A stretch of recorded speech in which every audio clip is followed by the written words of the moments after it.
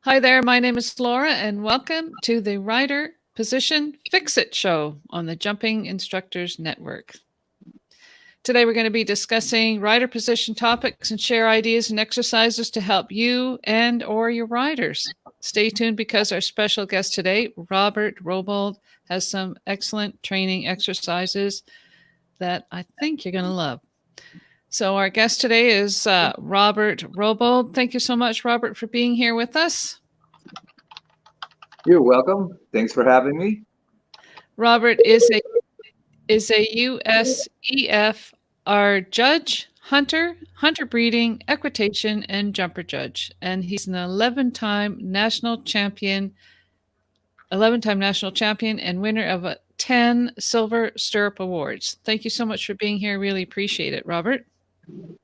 I enjoy this format. Yeah, it's kind of fun, isn't it? It is, absolutely. And also like to welcome a co-host with me today, Randy Thompson. Hi, Randy. How's it going? It's a beautiful day in the neighborhood. Yeah, So it sure is. excited to be with both of you, Laura and with Robert, because you're like two of my favorite people. And to talk about riding position, here we come. Coming to get you. That's right. Randy has been coaching and certifying riding instructors for over 25 years, and she is a horse industry legal consultant and expert witness, and the founder of Jumping Instructors Network. This is awesome. So happy to have you all here today. Now you might see us that we're looking up into the camera and then down because, well, for me anyway, my camera's up there, but my computer's down here. So if I want to see pictures, you'll see us looking up and down and looking all around. So don't be too worried about us if we're not staring into the camera all the time. It's just because we're looking at the computer screen. And I want everybody to know this is a live program. And if you have questions or comments for Robert or Randy or myself, Laura, I would really appreciate it if you would put something in the comments and express your feelings, or if you have questions or ideas, we'd love to hear from you. This is just not a one-way street here. We hope to share information, and we'd like to receive information from you as well. Absolutely. Yeah. Absolutely. So don't forget to share. And if you know somebody who you think should be here watching this, please share the link, get them on here. We'd love to hear and see you guys. All right. So let's dive right in. I want to discuss a little bit about how to ride a balanced transition. So many times I see riders that let their horses pull them up on the pommel of the saddle or I see them turn upside down and kind of grimace in a downward transition. In an upward transition, I see the bobblehead from the canter or the trot to the canter, which is not the most attractive thing to watch, trying to get them to go. I also see from the walk to the trot, depending on the horse's personality, you see them make a face, you see them kind of scoot off and kind of shuffle before they actually find the rhythm. And so as it stands, most of the snaffle bits, and for that matter, the pelham bits, are meant to be ridden to, typically, from your leg to a connection. It's very common for people to pull on the bridle or ride from the bit back to them. That creates all kinds of uncomfortable balancing issues for the animal. So if you're riding from your leg to your hand, chances are you got to find the right clutch or the right amount of your leg and hand in order to get them to go upward and downward in their transitions underneath you in balance. That's the most comfortable for both of you, supposedly. So with that in mind, I'd like to try maybe going from the walk to the halt and paying attention to how the horse responds. Now, exactly how do you do that without that? I like where you say the horse pulls the rider right over the pommel of the saddle. So how do you avoid that from happening? There, Well, there's got to be certain steps that you can follow, and a lot of trainers out there probably do know how to do that. But just a refresher for people out there, there's probably a sequence of events that you can do to make it easier. in my experience, I've found that legs fix most head problems. So typically, if your horse What fixes most head problems? leg, Legs. more Yep. leg pressure. More Yeah, leg when the head goes up, the leg goes on. Exactly the same when the head goes down, and that means that the rider hasn't got the horse's hocks underneath them, basically. So the head goes down, they rock down on the forehand, the hocks go behind you, and you have a horse that's pulling you forward. And that's why I try to figure out what exercise to work on by doing a walk to a halt transition. A horse that opens his mouth and pulls his head down, obviously the rider needs to use more seat and leg into a connection to teach the horse to stay underneath you. By the same token, when a horse lifts his head up, maybe opens his mouth or doesn't, it typically hollows their back. Once again, the hocks are behind you. If you think about it, they're not underneath the horse.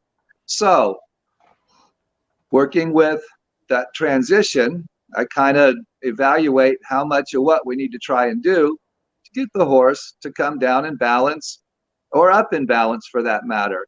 The upward transitions typically are maybe the horse doesn't quite understand what you're asking at the moment. Maybe a spur or a stick or a cluck, a natural or artificial aid, a couple of times might teach them or help them understand what you're asking. But transitions are part of the horse's discipline and part of making them a comfortable riding mount.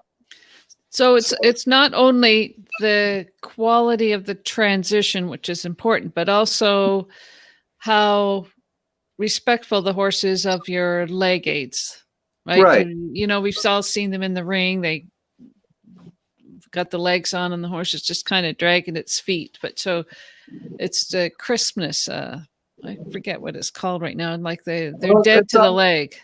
Yes, and it's really all about impulsion. In order to have your horse in the correct physical shape, they have to be relaxed, first of all, and they have to have impulsion. Without those ingredients, you're not going to have the correct physical shape for the job that you want to do. They will be out of balance.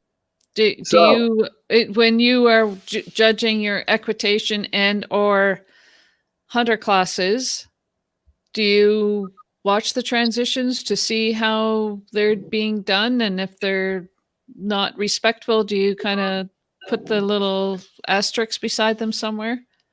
Well, especially in a test for a rider that should be able to communicate with their horse clearly and softly.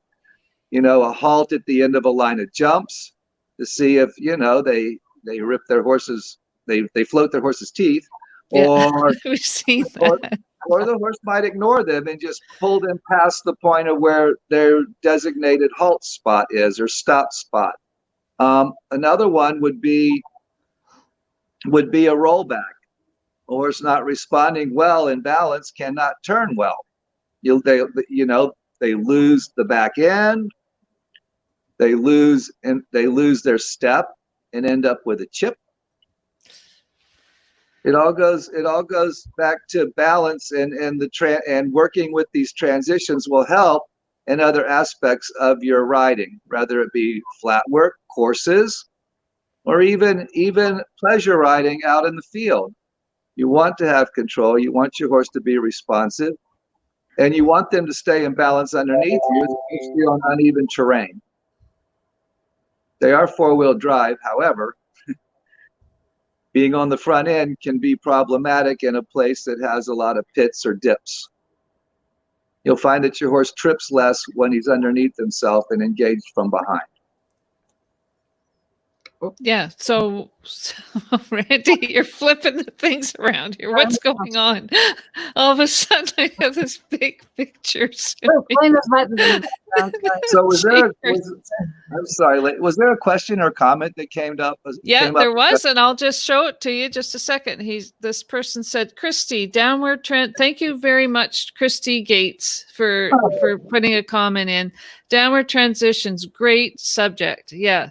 So I think that downward transitions, it's a strength thing too, and you have to keep doing them. Like doing one day isn't going to fix everything. It's a strength thing, and you have to develop that strengthness. You have to develop that strength so your horse can do other things.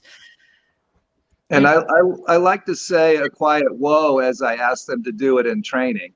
It kind of gives them a clue as to what I want from doing the same thing over and over again. It is conditioning. And I make sure that my horse is underneath himself and that he carries himself at the same level. An equitation horse, maybe up and around the bridle a little bit. A hunter, his head's going to stay just slightly in front of the vertical, but level. Oh, we have a question here, Robert. Katie, thank you very much, Katie. Really appreciate you putting your questions in here. On the topic of transitions, any advice for a tiny pony that doesn't like to halt? I've come across this a few times, and it actually depends on the pony's personality and the rider that you have on it. Basically, I go back to saying, teach the animal what whoa means. Do it on the ground, in hand. Teach it when you say whoa, it needs to stop. Then start from the walk to halt. You're going to have to do this 50, 60 times in some instances for them to get it. 100 or 1,000, isn't it? I figure, doing something 75 times or so, not exactly, but that does give them an idea of what's going on. And then the same with the trot. Do trot to walk to halt. It takes a lot of patience. And the canter, if the kid or the rider is actually strong enough, ask them to do a certain designated number of strides. Start with 12 strides. See if they can do 12 strides and then come back to a trot, to a walk. Then say, oh, now we're going to do 8 strides. Those kind of exercises, if they're done the same way, the same time, and you use your voice, will probably make a difference. I think so too. And I think what it also develops is what I call a half halt, where the rider and the horse learn how to communicate together. As the rider learns how to control their position to do the transitions with, changing their body in a half halt position, basically, the horse learns how to listen to them, and then they stay into balance better at the same time.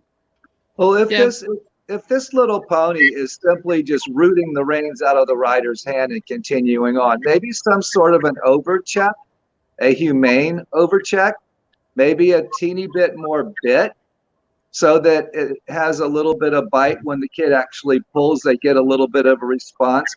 Maybe some of those kind of things after you've done your due diligence in hand and in the walk and in the trot, maybe some of these things might help. You agree, ladies?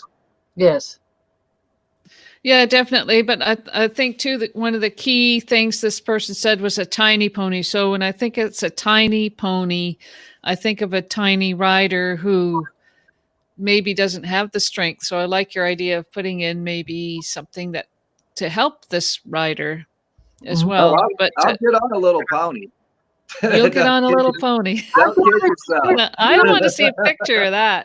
Aren't you over 6 feet tall? You're over 6 feet tall, aren't you? I'm about 5'8". Wow, that's still a picture we need to see.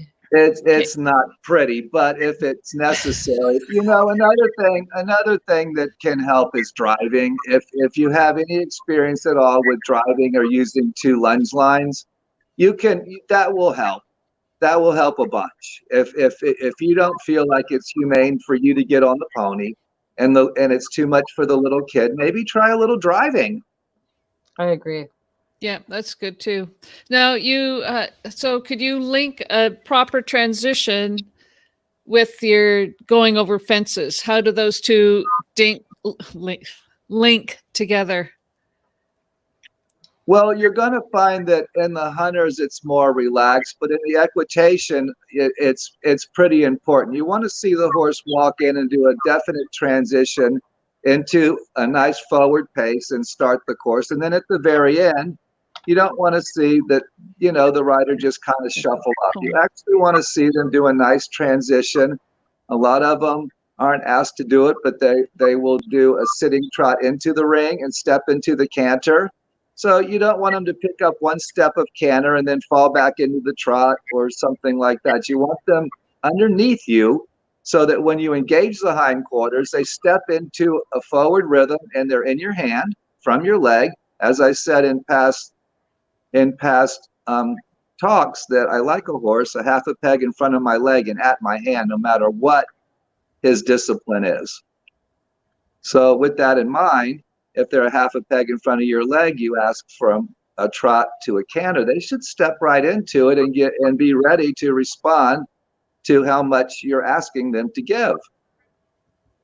So it turns out also to be an obedience thing. Some of those things are, I mean, you need to have the strength of a good transition, and that just automatically kind of takes you into the strength needed to get around a course of jumps. It's all those little pushing muscles that the horse needs for that. And if the rider comes in and you, like you say, there's not a smart upward transition to get going on that course, particularly in a, like you say, equitation class, it kind of brings your score down. Not only that, if they're weak enough to have that kind of a transition, there's probably going to be other issues. Right. Yeah. So having a proper transition, and how does that set you up for a good jump? A good transition will help you set yourself and your horse up for a good jump. What about in the handy or an equitation test when you have a trot jump? Exactly. Or even a transition in between a strong canter and a collected canter, a strong canter and a shortened step of your canter. I mean, that's a transition too. It is. And you want your horse not to change his rhythm, but to maybe change his step a little bit if you have too much down the second half of the course. The first half of the course is usually going forward. As you get into the course and the horse builds momentum, you definitely want to be able to balance them and have them respond and shorten their step. But I like to see the same rhythm the whole way around, kind of like a monorail. But shortening and lengthening your stride without changing your rhythm is a talent that you got to work at. Yes. So we have a question here from Sarah. Hi, Robert, Lauren, Randy. Happy to be here watching today's live. Thank you so much, Sarah. Appreciate it very much. We like to have you here as well. So Katie says about her pony, she's a super petite 13 hand with super tiny rider. Awesome. I was picturing that. And Katie also says driving. I didn't think of that. So any tips on driving that Katie thinks that she might start doing that? Have any tips on that? Well, start with the second person if you can, so that it doesn't spin a circle and get all wrapped up in the lines. Definitely. Check your insurance. There is an art to driving, just like there is an art to everything that is has to do with horses. It seems like. Just have patience. Maybe start in a round pen. I use a saddle instead of a surcingle, and I use some twine or something to tie the stirrups to the girth so that the reins have those big things to go through. That's right. And some people really like a surcingle. And there's a lot of good YouTube videos where you can learn how to drive. If you don't have a trainer, get a trainer to show you how to do it. That's the best way. Sure, get somebody to help you. That's a great idea. Yeah. Okay, so we kind of talked a little bit about this before. We're going to move on. Oh, wait a minute. We got another question here. Okay, so this is Katie with the one with the pony. She's pretty good, mine, so I think she'll take that pretty well. Oops. All right, so you won't have a kite on your hands. Yay! Yeah, what do I call that? Sometimes arena water skiing, like arena skiing. Like I've done that a few times. Arena surfing. Me too. Yeah. That's why a round pen or some smaller area to start helps, because Right. they just can't really get going. Safety first. And I think too, if you are lunging with two or long lining with two lunge reins, well, of course, wear gloves and all those safety things as well. But I think sometimes when they feel the lunge rein come behind their hips, their bum, that's when they get freaked out, right? It depends on the horse's personality. I've Yeah. had some that just kind of go, oh, okay, until you kind of swing it to get them going, and then they might tuck their tail a little bit. But I've really found that they take to it pretty easily, as long as they're trusting animals. I mean, I wouldn't do it to a horse that was the type that was nervous and untrusting. They will definitely try to get away from it. Yeah. Okay, so let's move on to the next one, was how to avoid losing points in your equitation class. And we did talk a little bit about the transition at the beginning of the class, if you're doing your equitation class or your handy class. What else did you want to talk about with respect to your equitation class? On the flat, I would definitely encourage people to do solid upward and downward transitions.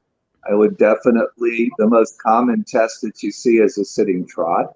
I would definitely find a trot that you can sit to that is still engaged enough to be considered a trot, not a jog.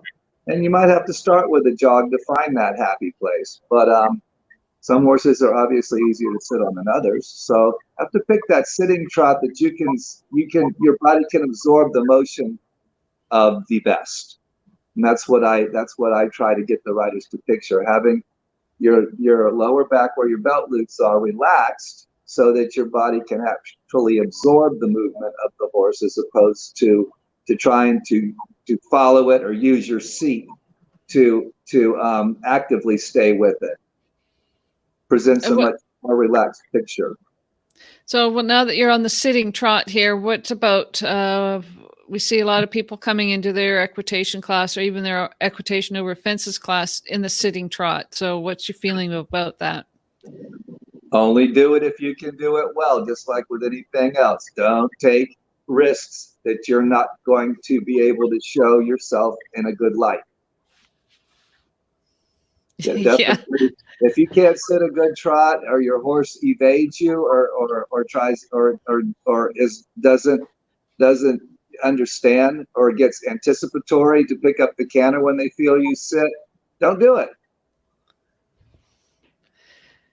Good advice. Yeah, I think if you don't do your sitting trot, you're not going to lose points for doing a rising trot. But if you do a poor sitting trot, you're going to lose points. At the start of a course, yes. If you're asked to do it in a flat class, you have to do it. Right. That's why it's a good idea to get your horse accepting. I've got one lady that has been doing her horse in the jumper. She's older now, and we found in the flat class, when you turn around and go to the right, it thinks when you do the sitting trot, it's supposed to canter. And so we've started incorporating some flat work after we practice whatever exercise we chose to work on today. We'll go ahead and do some flat work. And it would include a good bit of sitting trot to the right. So now, after we jump and we go back in the ring for our flat class, he's not interested in overachieving anymore. He's realized that this is his job. And yes, you have to do walk, trot, and canter now after you jump, where he hasn't had to for many years. We actually have been champion several times. We were leading the zone. I don't know if we still are. Excellent. So you're able to get to horse shows. We were at the beginning of the year. We started in December, and of course we got shut off right at March. So we haven't been able to go. But like I said, I don't know where we're at now, but in zone 4 we were leading when they all got shut down. Yeah. Okay, so what about the over fences equitation? Do you want to talk about? Well, there's some things that we commonly see, and I chose to talk about some upper body things that you see in the ring quite commonly, especially at the lower levels. A lot of it comes from having a poor base, but there's some things that are pretty obvious that you'll see. One of the things that causes a horse to get quick or maybe not jump in the best form is jumping ahead. You get excited and you kind of try to help the horse by making a little bid with your body, and it will cause some a rail down now and again. It also might cause you to get dumped because the horse might put his feet back down at the last minute and you're up his neck, and there you go. Oh, yeah. Hate when that happens. Jumping ahead, jumping ahead is one of those things that is a little bit of, well, any excess body movement's overriding. So I would consider that a pretty good fault if when position wise. You might also see ducking. Yes, that's a big one. Actually, jumping ahead, I see a lot, and ducking is another. See that a lot. That's, the rider coming in and I don't understand that one. Bending over the side of the horse's neck. I found personally, I've had a couple of pictures with me on horses. They said it looked like I was in the witness protection program because I had laid off to the far side of the camera person. You can't see anything on my face. You can just see the back of my helmet. And it was a green horse that jumped particularly big and round. And that's just what my body did when it fired off the ground. I didn't do it on purpose, but equitation, it is considered a lesser fault, but nonetheless a fault. And I have to agree with what you were saying about the leg position. I find that a lot of riders, especially regardless of their discipline, when their upper body falls forward, it's normally a result of them not being anchored into their lower legs. Yeah, absolutely. And you can't really see where you're going when you're ducking either. Typically, you're looking down at the ground when you duck. You're not looking where you're going. That's right. So you have pieces of your course as opposed to being fluid because you're not looking where you're going. And the horse does follow your eyes. So what's the difference between jackknifing and ducking? Well, jackknifing is typically kind of the same thing as a round back. I think that a lot of riders have their legs a little bit out in front of them, and then when the horse jumps, they just kind of round their back, and their legs are still a little bit in front of them, so they have a bit of a jackknife effect across the top of the jump.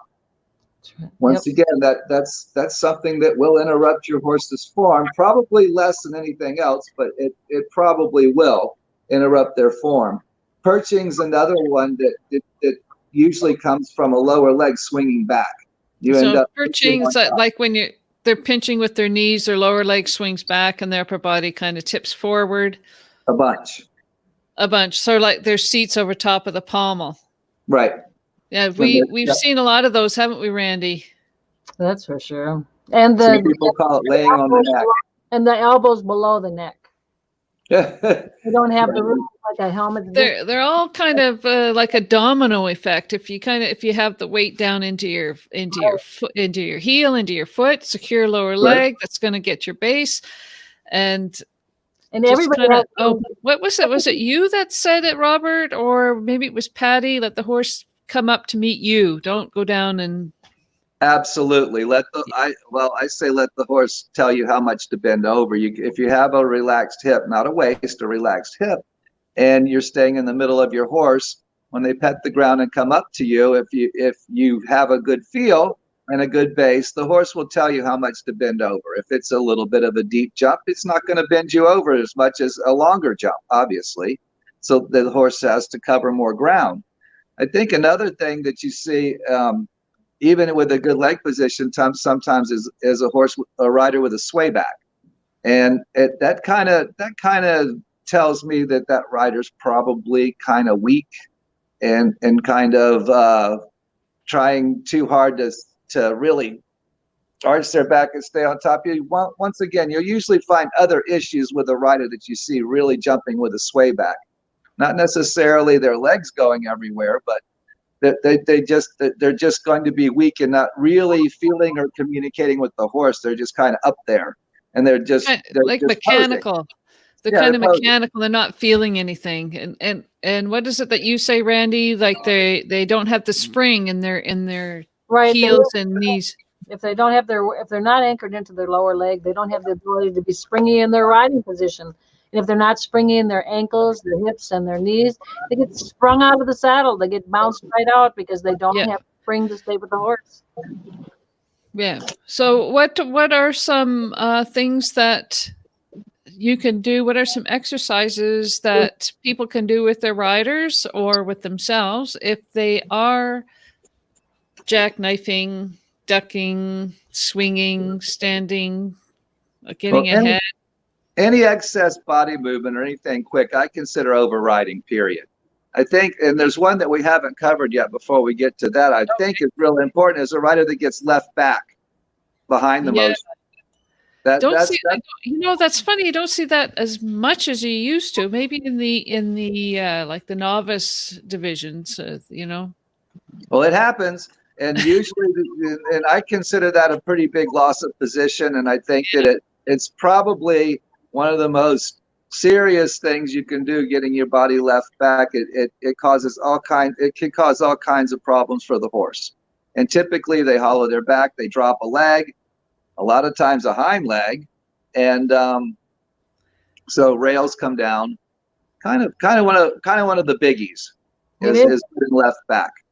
And that's when their seat slides to the back of the saddle. So the only thing they can do is straighten out their knees and their ankles, and that pushes them back even further. Mm-hmm. And then all they can do is fold forward. Well, I've seen people get jumped off from that position. Right. They actually, when the horse lands, they fall off. They just can't sit. That's a strength thing, though, too, right? Strength and balance. Mm-hmm. Absolutely. Your base. Typically, a lot of times, especially nowadays with the better riders, usually when the horse leaves the ground, and it's a surprise. They leave out a stride, or they take a long spot or something. Exactly. You get surprised by it, and you're like, oops, got to play catch up. It's too late, especially on an athletic horse. So then now let's get back to some of the exercises that you would do. Okay, well, I did draw up a couple. And okay, one of my, show those. Yeah. Show one of my favorites is pretty simple. It does require that a rider has enough independence that they can put both reins in one hand. And how we do this. Oh, you're going to show that. Okay, let's get him close up here. So we have our reins. Here's the bite of the rein with the buckle. Oh gosh, where's the camera? Here's the bite of the rein with the buckle, and you have your hands on the rein and the bite's off to the side. Typically, Robert, which side does the bite go on? Doesn't matter. There's nothing in the rule book that tells you what side the bite's supposed to be on. Okay. Except either side. Though, right? It used to be though, wasn't there? Bite to the right was the old bite to the right used to be the old saying, and not anymore. It doesn't matter. Okay. The only thing that they say is with a Pelham bridle with double reins, you have to pick up all the reins at the same time, not one at a time. But if you can see how I bridge the reins in my hand, this is going to allow you to steer and keep your control. Okay. And back to the exercise, you hold the bridge rein in either hand. Doesn't matter which one, whichever one you're most comfortable with balancing and having a feel for your horse. And when you go over the pole, you grab the mane or a neck strap or whatever, just slightly in front of your chest, and you hold your 2-point until the horse jumps. When the horse actually jumps, you move the rein hand, the hand with the bridge reins, with the hand that's been on the crest to form a correct crest release. And keep in mind, you want to line from your elbow down your hand to the horse's mouth if you can. And let the horse jump underneath you and feel what it feels like for the horse to move your hip. If you so over the pole, so before you approach, so you're on your approach. Yep, do your posting trot over the pole. Trot. You grab mane and do your jumping position as if the pole was your jump.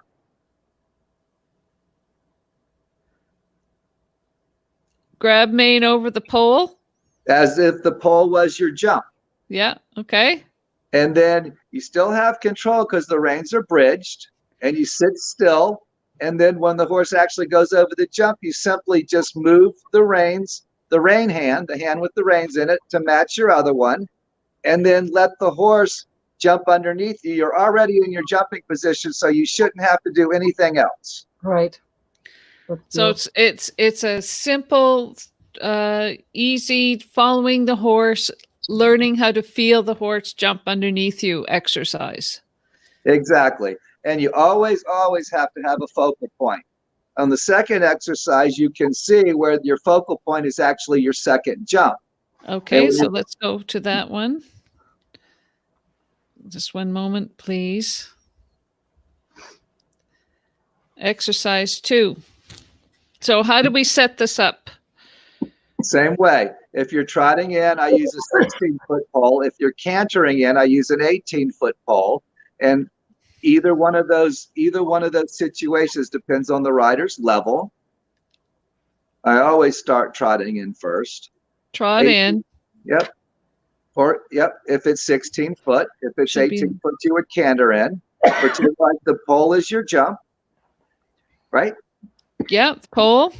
So you have your reins bridged already. You grab the mane or the strap, getting your jump position, and then you simply just move your rein hand with the other hand over the obstacles and work on keeping your eye level up and feeling how much you have to bend over as the horse changes his shape over the jump, and you're staying in the center of gravity, because that's basically what your release is you staying in your horse's center of gravity so he can best bascule over the jump and be comfortable. Easy. So it requires 3 poles. I mean, if you had no jumps, could you do it with poles even? Absolutely. Yeah. That's a great exercise. Yeah, simple. So you have 18 feet for canter, 16 feet for trot, and so if you're trotting in, you trot and then you jump. If you're trotting in, you trot over this and you jump this, and then how many strides before the second jump? Trotting in, there'll be 5. Cantering in, there'll be 4 if your horse has a 12-foot stride. For a pony, you might want to add 1. 5 steps, 4 steps for canter. Mm-hmm. Or pony, maybe 6. Pony, yeah. Pony, you probably would add 1, depending on the size of the pony. Yeah. It's actually 60 feet is actually a small pony 5. So when you're talking about small ponies, the math gets a little tricky. Yeah. So cantering in, you would try to do 5. Trotting in, you would probably do 6 or 7, depending. And the idea is for you to follow with your hands. So as you approach, you have your reins in one hand steering, and the other hand is released onto the mane. Correct. And then over the jump, you move the hands with the reins towards where your other hand is. Correct. Okay. Easy. Yep. And then you got to let the horse do the work underneath you. You're kind of the pivot point, like the fulcrum of a teeter-totter, and you have to stay in that position in the middle of the horse with your eye up to feel it properly. It's still really easy to duck off to one side or look down or try to do a second crest release over the jumps. It's very easy to do that. The idea is to try to let the horse do the work underneath you. You're already in your jumping position, and feel what it feels like for the horse to move your hip angle. That's great. So that I think is really important. What you just said there is that try to feel how the horse moves your hip angle. Mm-hmm. And I think that's lost in a lot of today's riders. They more or less point and shoot. So it's nice where they can get to that point, shoot, and duck. That's it. Yeah. It's nice to be able to make them into thinking riders. That's what I like about these exercises that you've shown so far, Robert, is they create a thinking rider where they can become aware of what they're doing and take responsibility for it. Yeah. And you're not putting yourself out of balance on the horse's back. So they either have to pick you up to jump, Right. or they have to move their body to stay underneath you to jump, or they lose their form, depending on the issue that you or the habit that you've learned to do. Yeah, so I really good. And a lot of times I think we are so concerned about moving forward to the next higher jump, moving forward to the next higher level so we can go to the horse show and pushing that way, that we forget that we need to back up the bus and unpack things and really start to feel what's happening underneath us with the horses. Well, you can do that at 3'6" if you want to. I mean, you can. Okay. I just usually don't. I teach my riders that it's more in schooling, it's more the quality of the jump than the height of the jump. And they all get, I want to jump 3 foot. Well, okay. Do you want to do it well? Do you want to cause some problems for you and your horse? Yes, exactly. So let's do this. Let's go through these steps, and then the 3 foot will be easy for both of you. And your horse won't have to. Your horse will feel like he's part of a partnership instead of having to do it all by himself or having to get out of your way. It also gives you a chance to feel what a nice round or a nice average jump is, so that you can try to duplicate that when you're cantering down to one as a single, or as you're figuring out how much stride you need down the line to get to the second jump, so you get there on time, not early, late, or what have you. Yeah, it's a good eye developing exercise too. So Katie did have another question here.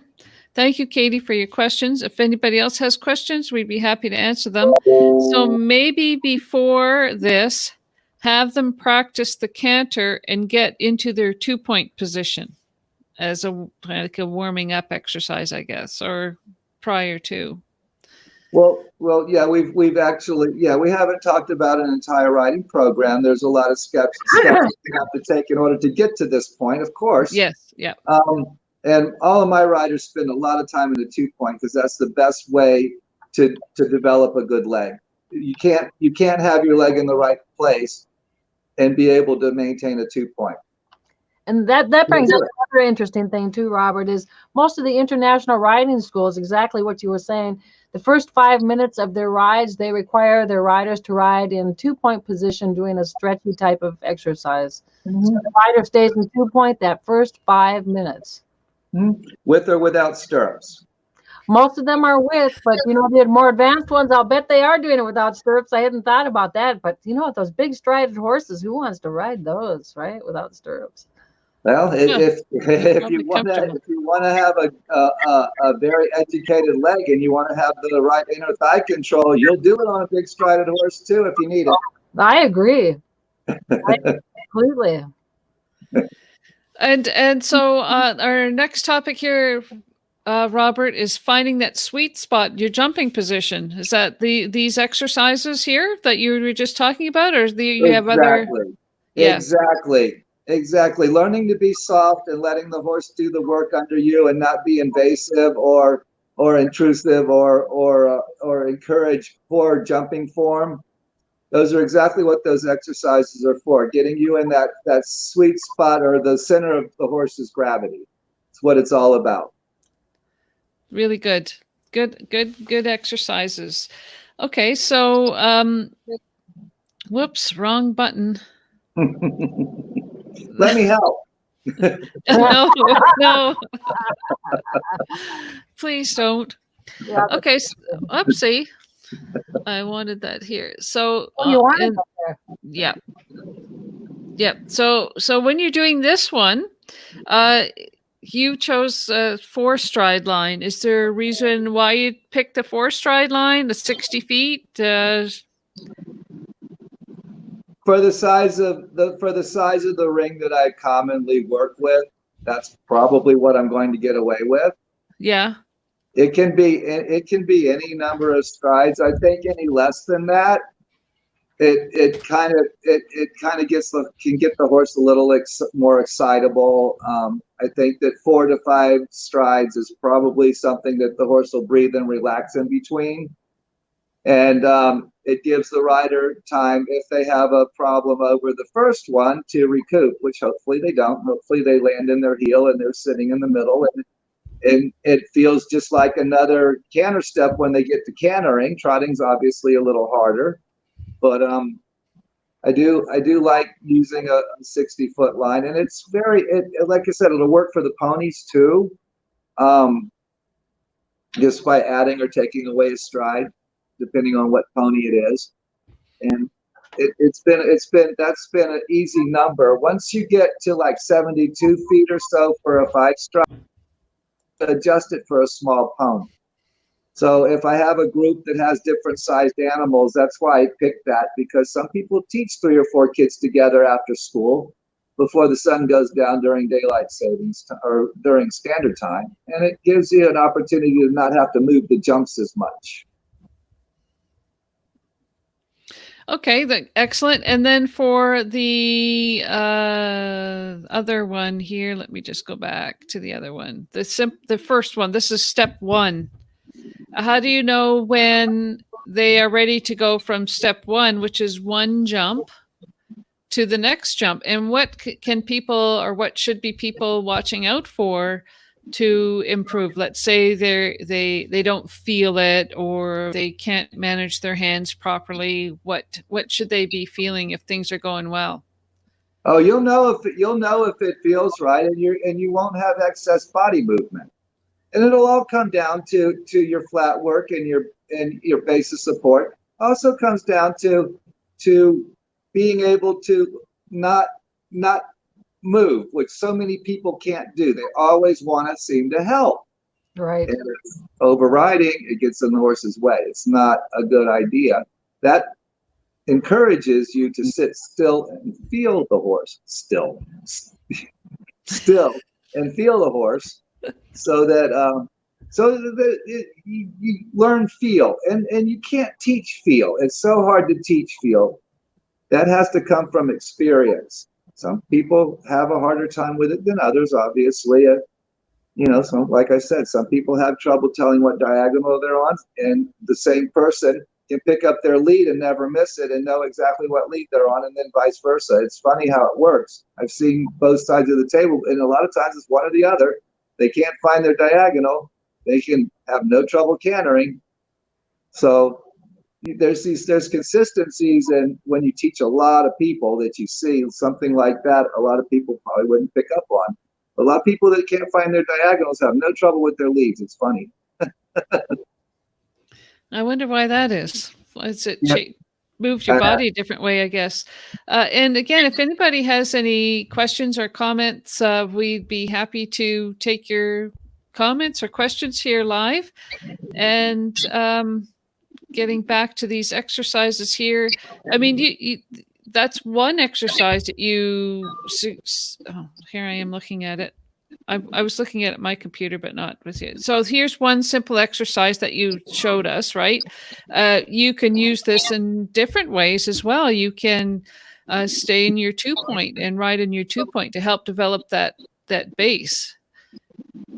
It just doesn't have to be transferring your reins from moving your hands. I think you're focusing on the hands so that you can get your body to relax. Are there other exercises that you can do with this setup?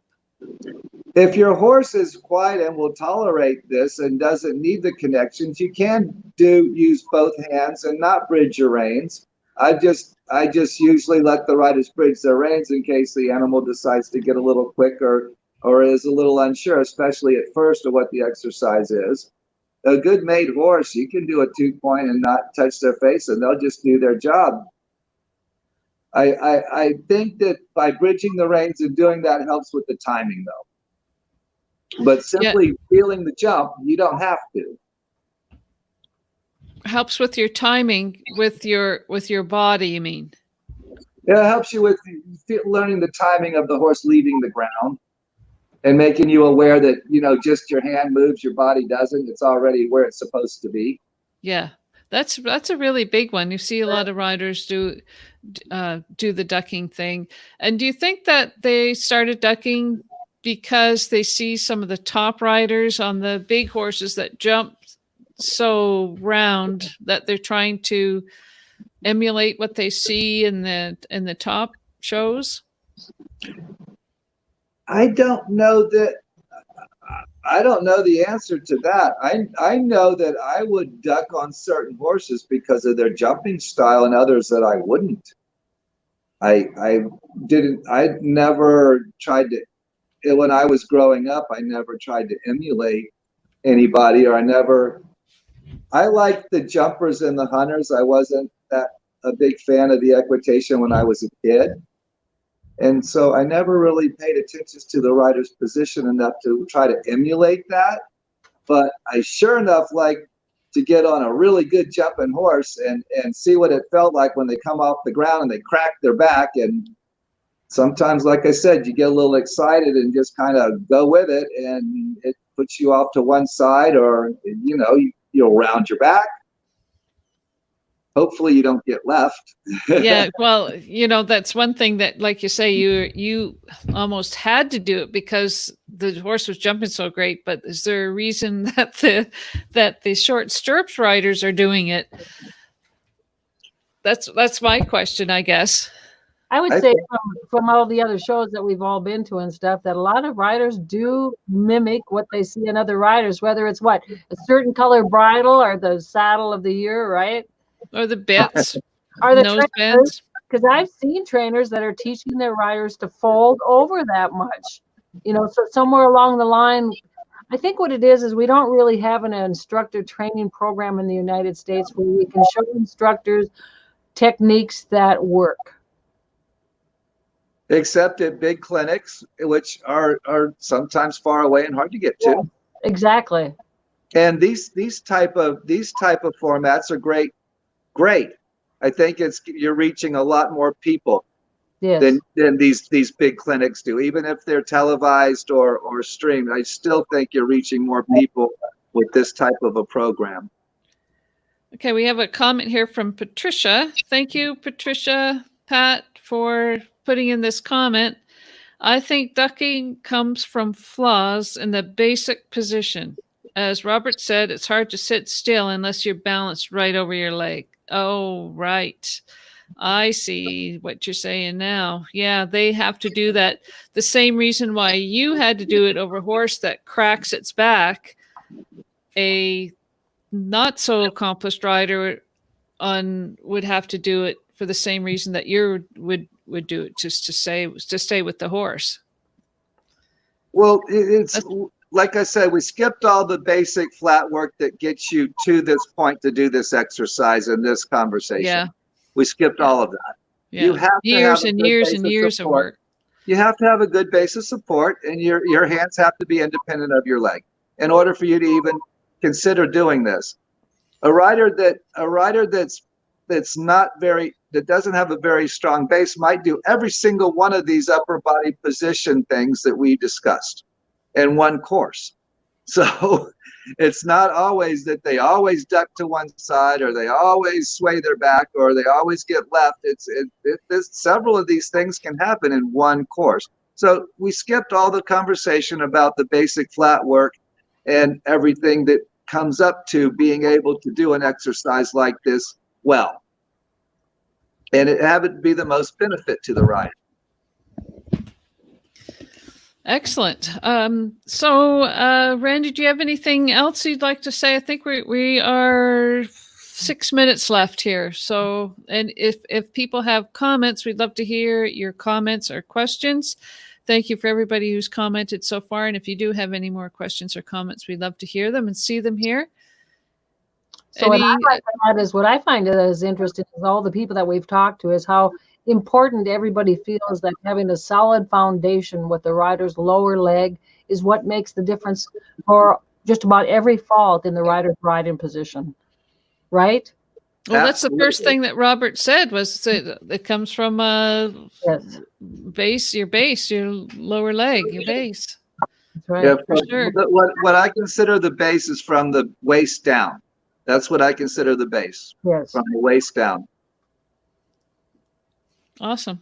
And I love those training exercises. I like the idea of teaching the riders that moment of the jump takeoff by bridging their hands and learning where their bodies should be instead of them jumping for the horse. I bet you the horses like it too. They don't feel like they don't look back as much. You know, when you land on their neck or you jump ahead or whatever, they look back at you. They wiggle back there. Yeah, they wiggle. They're like, oh, what's that? Because a lot of times a quick movement gets their attention, and a lot of those come with quick movements. That's right. Snappy, quick movements. So a slow, relaxed body that follows the horse is the best thing to keep them relaxed and confident.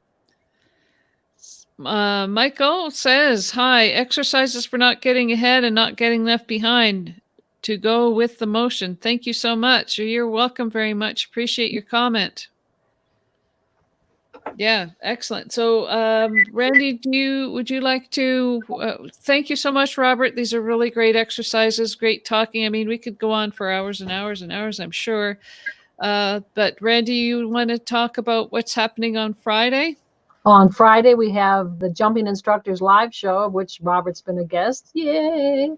And we're having Nona Garson. For those who don't know her, she's been in like 22 World Cup championships, that type of thing. So she's very well known in the jumping world. And then what do you do? What's Jay doing on Monday? Monday, so the Jay Duke show, Monday evening, 7:30 Eastern. Jay Duke is amazing. He's got McLean Ward coming, 2-time Olympic medalist. So we're looking forward to that. And who are you doing again next Wednesday now? Next Wednesday is not confirmed yet. We just had, the people are starting to go back to horse shows, as Patty was supposed to be here, but fortunately for her, she's judging in Chicago. But so people are going back to horse shows. So we're just have to confirm a guest. Katie Delaney says, what are you wetting at, Katie? Probably. What? I think that was the McLean Ward thing, I think. I think so too. McLean Ward. So you must be here. I had it all written down. Oh yeah. Jay Duke show Monday evening on Jumping Instructors. Guest 2-time Olympic gold medalist McLean Ward. Yes. So be here. All right. That's it. So thank you so much, Robert. Appreciate it. Thank you, Randy, for coming in too. Appreciate it. Thank you. Ward. I enjoyed it. You're welcome. Welcome. We're here next Wednesday at 1 p.m. and we shall see you then. Thank you so much. Very good. Bye, everybody. See you on the other side of the fence. See you on the other side of the fence. Unless it's an electric fence.